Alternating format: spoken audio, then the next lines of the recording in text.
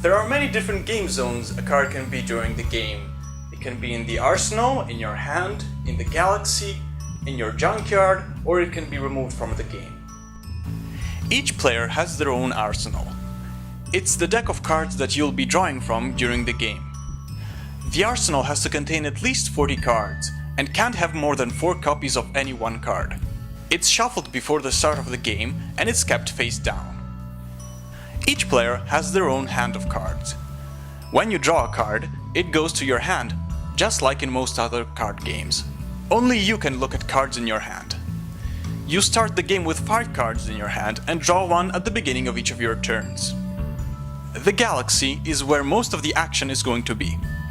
A 2-player galaxy is divided into 19 hexagons, called spaces. At the beginning of the game, all the spaces except the starting spaces are unexplored, meaning that the galaxy cards on them are face down. You explore a space by turning the galaxy card face up. This usually happens if an object card, so a unit or a structure, moves onto that space. The galaxy is a zone shared by all players. Players also have their own junkyard. Your junkyard is your discard pile. Your action and reaction cards go to your junkyard after you play them.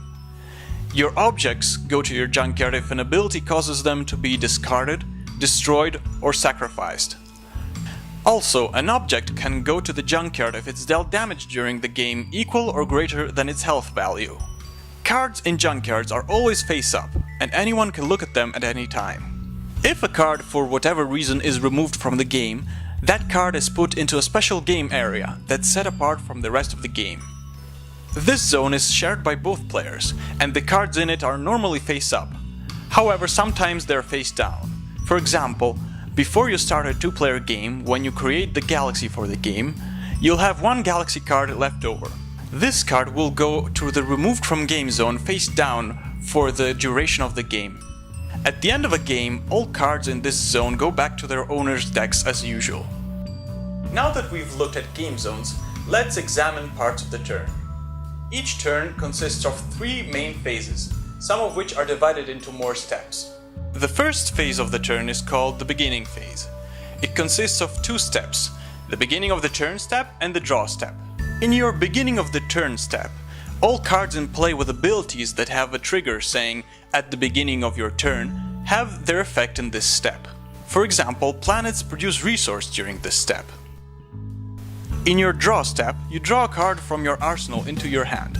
The player who goes first doesn't draw on their first turn to make up for the advantage of going first. After you've drawn your card for the turn, you'll enter the main phase. This is when you'll be able to play your units, structures, actions and reactions from your hand. You can also move units and resource into and out of structures, move objects onto different spaces in the galaxy, and explore and conquer new spaces.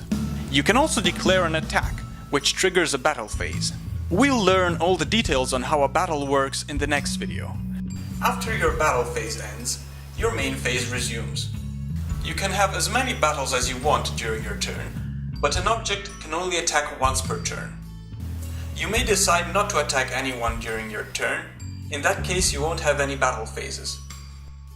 After you've played all the cards you wanted and had as many battles as you wanted during your turn, you enter the ending phase, where all the effects that say "at the end of your turn" happen.